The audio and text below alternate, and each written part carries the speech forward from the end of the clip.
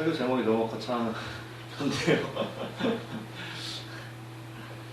제목에서 느껴지시겠지만 오늘 설교가 좀 딱딱하고 지리할 수도 있습니다. 그렇지만 잘 들으셨으면 좋겠고요. 너무 기대하지 않으셨으면 좋겠어요. 자, 못하나 이렇게 쳐다보지 마시고 자비의 마음으로 사랑의 마음으로 받아주시고 짧습니다. 짧으니까 그냥 좀 편하게 해주셨으면 좋겠습니다. 이 이스라엘의 역사와 우리나라의 역사가 참 많이 닮았다라고 저는 생각이 듭니다. 어떤 점에서 닮았다라고 생각이 드냐면 고난의 역사를 가진다는 게 공통점이라고 생각이 드는데요. 그 고난의 역사 가운데서 예수님께서 이제 하신 일이 무엇인가를 생각해 본다면 그 억압과 착취와 그 지배 이데올로기 속에서 소외당하는 그 사람들과 예수님께서는 함께 하셨고 또 그들을 찾아가고 또 위로하고 했던 그런 모습들을 볼 수가 있습니다. 그래서 그 예수님의 길을 따르고자 하는 것이 기독교이고 교회인데, 오늘날 교회가 그러한 일을 하기보다는 이 소수자들을 배격하고 오히려 그들한테의 귀를 막고 있는 것을 볼 수가 있어요. 그리고 오히려 그러한 사람들을 예외라고 치부해버리고, 아무리 그들이 단식으로 소리를 쳐도 또 수십 명이 목숨을 버려도 현장을 찾는 기독교인들의 발길은 뜸하고, 어느덧 자신들이 오히려 기득권자가 되어서 그 예외자들의 자기 주장을 오히려 그 예외적 사건이라고 그렇게 치부해버리고 하는 그런 일들이 생기게 되죠.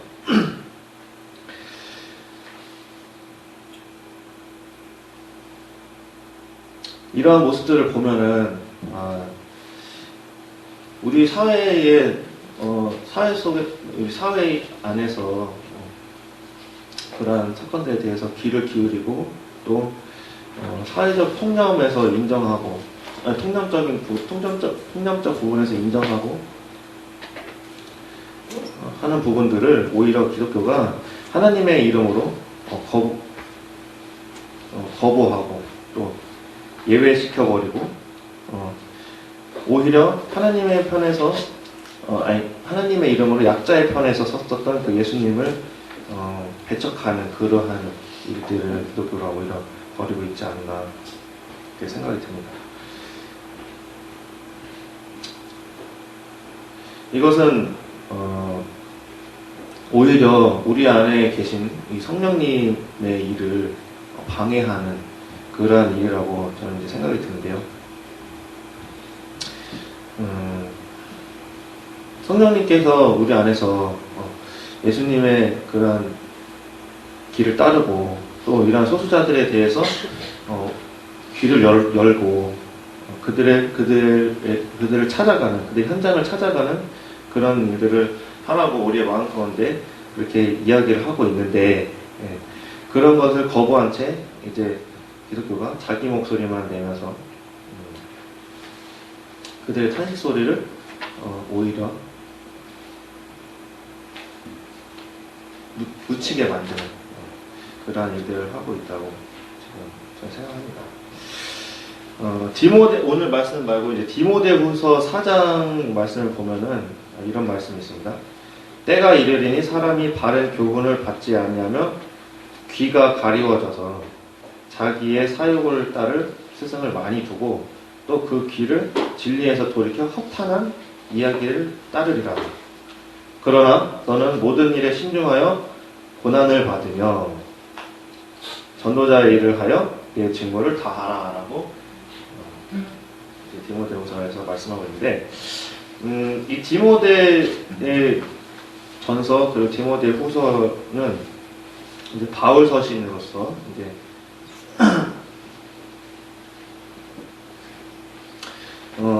이 후대의 그 교회들의 교회상에 대해서 비판하는 그런 글을 이제 하고 있는 겁니다. 사랑장으로 알려진 이 고린도전서 13장에서 이제 교회의 분열상을 고린도 13장이 이제 사랑장으로서 교회의 분열을 이렇게 치유하려고 이렇게 쓰여졌던 것과 마찬가지로 이 디모데후서 역시도 이제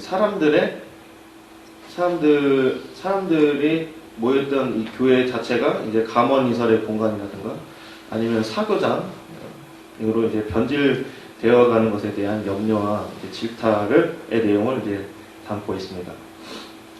지금 시대에도 마찬가지로 이런 감언이설의 공간, 사교장으로 변질된 교회 모습들을 볼 수가 있는데 강남에 있는 교회들을 이제 보게 된다면은 한 주 동안에 그 강남 안에서의 그 직장인들 그리고 그 한락가에서의 그러한 모습들을 그저 그냥 밑 닦아주듯이 이렇게 오물을 받아내고 그거를 겨우 이제 닦아주는 그런 역할밖에 하지 못하고 있는 그런 교회들, 그런 지금의 그런 교회 현실들이 이 당시 때 디모데 교회에서도 있었지 않나 합니다.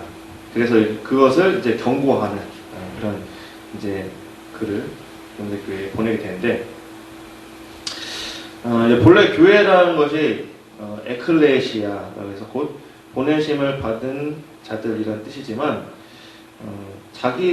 지금의 교회나 또 이 디모데 후서에서 말씀하고 있는 그 교회에서 보면은 오히려 자기들만의 그 귀를 즐겁게 하고 또 그것이 유일한 기준이 되어서 자기들을 위하는 그런 설교자를 청하는 것이 이 당시 때나 지금이나 지금 교회의 그러한 일상이고 모습인 것 같습니다. 이런 모습들에 대해서 이 디모데는 이제 그러한 진리가 선포되지 못하고 오히려 자기들의 귀만 즐겁게 하는 그런 현실에 대해서 고발하면서 이를 바로잡는 것이 전도자의 일이다라고 이렇게 이야기를 했습니다.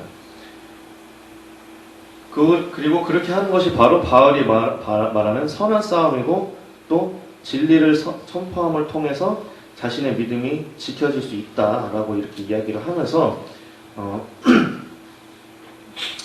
디모데후서 4장 5절 아까 전에 읽은 말씀을 보면은 너는 이 모든 일에 신중하여서 고난을 받으며 전도자의 일을 다하여 네 직무를 다하라 라고 합니다. 그러니까 이 일을 바로잡는 것이 얼마나 힘든 일인가 알 수 있는 부분인데, 고난을 받는다라고까지 이렇게 얘기하면서 그 고난을 통해서 전도자의 일에 직무를 다해서 임무를 완수해라 라고 이제 권면하고 있습니다. 그렇지만 이런 그 전도자의 임무, 이런 직무에 대해서 우리가 할 수 있는 직무자의 일을 하려고 하는 그런 모습보다는 안타깝게도 그런 일에는 신경도 못 쓰고 그냥 교회를 어떻게 하면은 바로 잡을까 하는 그런 일에만 이제 급급하고 있는 현실입니다. 그래서 예수님께서 걸어가셨던 그런 소수자들을 위하는 길, 또 그들의 이야기를 들어주는 일, 진정한 하나님 나라에 대한 그런 비전, 이런 것에는 신경 쓸 겨를이 없고 그저 교회의 그런 타락한 현상들만 바로잡는 것에 급급한 그런 안타까운 지금의 현실을 보게 됩니다. 그러면서 아직도 기독교가 지금이 이제 지금 예전에 그런 기독교가 권력을 잡았을 때 권력을 잡고 흔들던 그런 당시인 줄 알고, 예전에 그런 시대가 있긴 했었죠. 기독교 문화권이 힘을 가지고 정치적으로, 군사적으로, 그리고 문화적으로 또 이제 권력을 갖고 정복자의 태도를 취하던 그런 시기가 있었습니다. 그렇지만 그러한 정복주의자적인 기독교를 모든 종교의 표준과 규범으로 삼으려고 하는 그런 군주적인 종교 우월주의가 지금 시대에는 더 이상 통하지가 않는다라는 거죠. 프란치스코 교황이 얼마 전에 이러한 이야기를 했어요.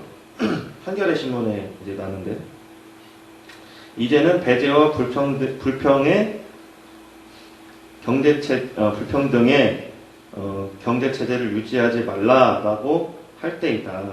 이런 경제체제야말로 사람을 해치기 때문이다. 극소수의 소득이 기하급수적으로 늘어나면서 절대 다수와의 소득 격차도 갈수록 벌어지고 있다. 시장과 금융위기의 완벽한 자율성을 부여해야 한다고 강조한 이데올로기가 만들어낸 이러한 불균형이 결국 자기만의 법과 규칙을 강제하는 독재체제를 만들어냈다. 그리고 우상으로 숭배하던 고대의 황금송아지가 오늘날의 돈이다. 그리고 전 세계적으로 냉혹한 경제체제 독재가 횡행하고 있다. 라고 이야기를 하면서, 늙은 노숙인이 거리에서 숨진 채 발견되는 건 뉴스가 안 되지만 주식시장이 단 2포인트라도 떨어지면 뉴스가 되는 게 말이 되느냐. 모든 게 경쟁과 적자 생존의 법칙에 따라 굴러가면서 강한 자가 약한 이들을 집어삼키고 있다. 그 결과 수많은 이들이 배제된 채 일자리도 미래에 대한 가능성도 절망에서 탈출할 수단도 없이 한계 상황으로 내몰리고 있다라고 이렇게 교황이 이야기를 했는데, 참 지금의 현실을 잘 지적하고 있는 것 같습니다. 네, 국제 자본을 뒤흔들고 있는 국제 자본을 이렇게 쥐고서는 순환에 쥐고서는 뒤흔들고 있는 열강과 그 다국적 기업들의 그런 횡포들,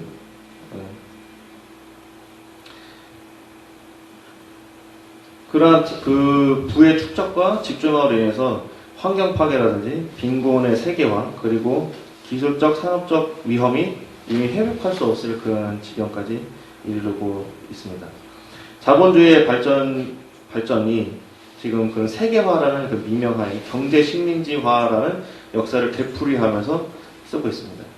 초국가적 행위자들, 국가 조직이라든가 다국적 기업이라든가 초국가적 사회운동 조직, 이런 조직들이 정의와는 거리가 먼 길을 가고 있습니다.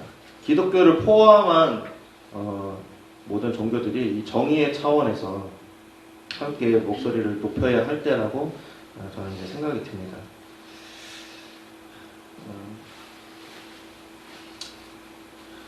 교황이 이야기했던 것처럼 제국주의적인 그런 힘의 논리가 들어와서 자리를 잡고 지금 민중들을 쥐고 흔들고 있습니다.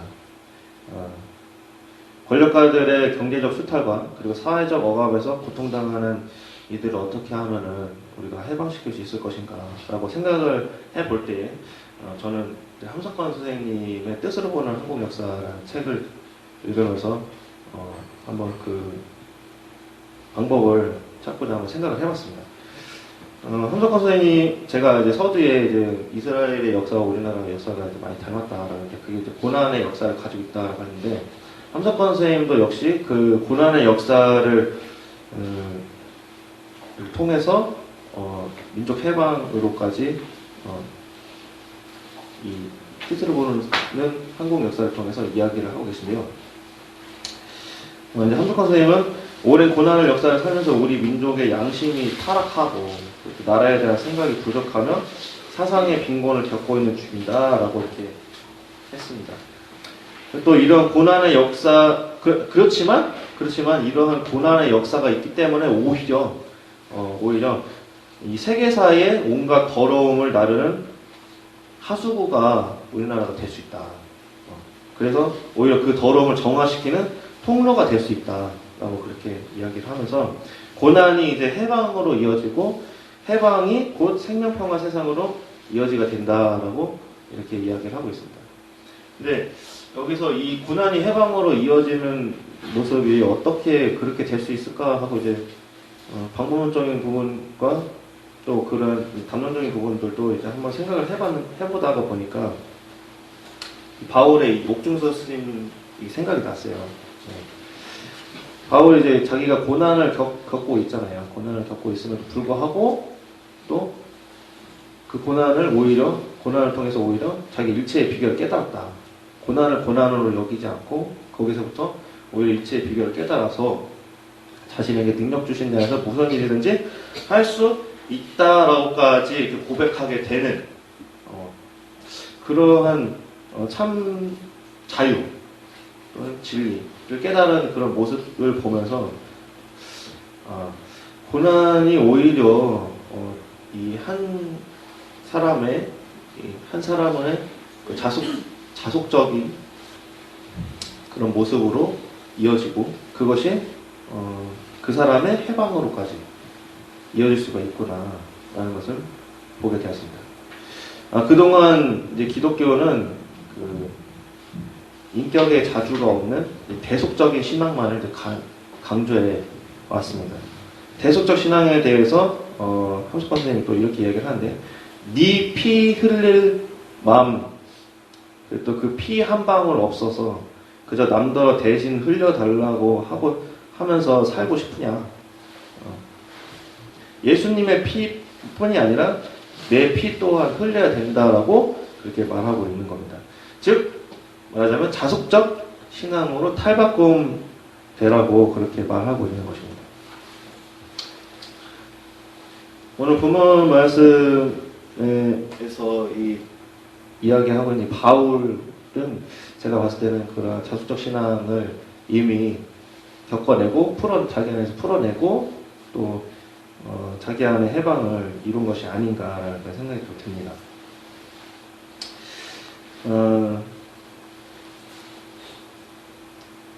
또 역사적인 측면에서 또 다시 이제 기독교를 재조명을 해보자고 한다면은 기독교가 이제 이 땅에 들어와서 이제 교육기관을 세우고 또 병원을 세우고 또 민중지향적인 그런 의식을 심어 주었던 거는 이제 맞습니다. 맞지만 점점 이제 민족을 위한 그런 교육기관에서도조차 민족을 위한 인물이 아니라 역사적인 그런 인물이 아니라 전문 종교인을 양성하는 그런 기관으로 이제 점점 타락해버리고 전락해버리고 말았습니다. 유교나 불교처럼 그 기독교를 이렇게 제도화시키는 그런 과정에서 자기 자신을 개혁할 그런 힘, 그러니까 유교와 불교와는 달리 이제 기독교는 자기 자신을 제도화시키는 과정에서 자기를 개혁할 그런 힘을 잃어버렸다는 것이죠. 즉 자속할 그런 힘이 없었다는 겁니다. 하지만 이제는 자속하고 탈바꿈해야 된다고 저는 생각합니다. 예수님의 그 대속적 죽음과 또 사후 영혼의 불멸만을 이야기하는 기독교, 또 그것만이 참 진리이고 우리만이 참 종교다라고 하는 그런 독선으로부터 벗어나야 된다고 생각합니다. 타 종교와의, 그러니까 다른 종교와, 기독교가 아닌 다른 종교와의 대화, 함께 대화를 나누고 그래도 연대해서 생명평화 세상을 만들기 위한 그런 노력을 해야 된다고 생각합니다.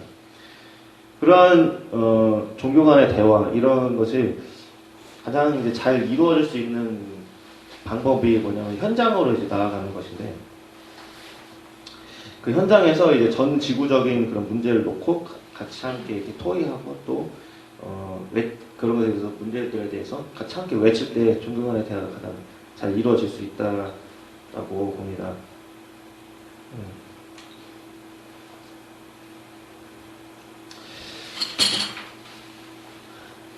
지금 보면은 고난에 대한 소수자들이 겪고 있는 그런 고난에 대한 문제뿐만이 아니라 이제 또 전 지구적인 그런 문제들이 또 발생을 하고 있는데, 그런 문제들에 대해서 이 기독교가 다른 종교들과 같이 함께 이렇게 손을 잡고 그 지구 한 종교만의 노력으로 그 해결될 수 없는 그 문제들이 분명히 있거든요. 그렇기 때문에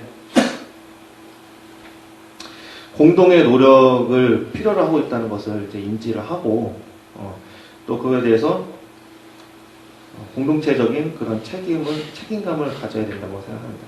가난한 민중의 소리에 귀를 기울이는 그런 세계 시민으로서의 그런 시대적 요청에 대해 이야기를 하고 또 종교적 아집으로부터 벗어나서 이 세계를 총체적으로 이해하고 느껴야 된다는 그런 윤리적 소명감을 우리 기독교인들이 가져야 된다라고 이제 저는 생각을 합니다. 틸리가 이야기했던 그 통전적 인간, 또 초월적 인간처럼 우리 모두가 서로에게 의존하고 있고 한 부분의 문제는 곧 전체의 문제가 되고 있다라는 사실을 우리가 받아들여야 된다라는 거죠. 기독교가 자신의 그런 평화와 화해에 대한 그런 종교적 비전을 다시 한번 점화시키고자 한다면 생명을 살리는 그런 연대 활동을 통해서 이 자본주의의 그런 이데올로기 속에서 탐욕의 세계화를 외치는 그런 세력들에 대해 저항하고 또 저항하고 같이 함께 종교 간의 대화를 통해서 전 지구적 시민사회 운동을 벌이고 또 저항과 사회운동을 하면서 종교인으로서의 그 자기의 그런 역할과 방향을 기독교가 제시해야 된다라고 생각을 합니다. 그렇게 함을 통해서 이제 기독교가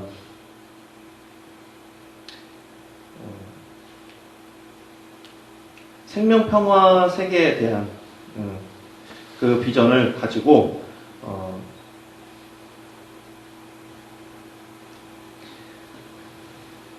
자속적 신앙을 통해서 영적 에너지를 증진시키고 그것을 통해서 또 평화 그리고 사회적 정의 또 생태적 조화라고 하는 그런 지역적이고 또는 지구적 문제에 대한 공동적인 대응을 하고 또 함께 다른 타 종교와의 요청을 통해서 사회적인 그런 우리가 행동들을 함께 모색해 나가야 할 것이라고 이제 생각이 듭니다. 그래서 이제 마지막으로 그러면 이러한 이야기들을 이제 계속해서 이야기만 하는 것이 아니라 우리 조만교회 선생님들 그리고 또 제가 현장에 나아가서 또 우리들의 삶의 자리 안에서 계속해서 이야기할 수 있고 또 그 이야기들이 발전되어서 나가서 다른 종교와의 그런 열린 물음으로 그 열린 물음 속에서 이제 같이 함께 해답을 찾아 나가는 그런 일들이 생겼으면 하는 바람으로 오늘 설교 말씀을 준비해 봤습니다.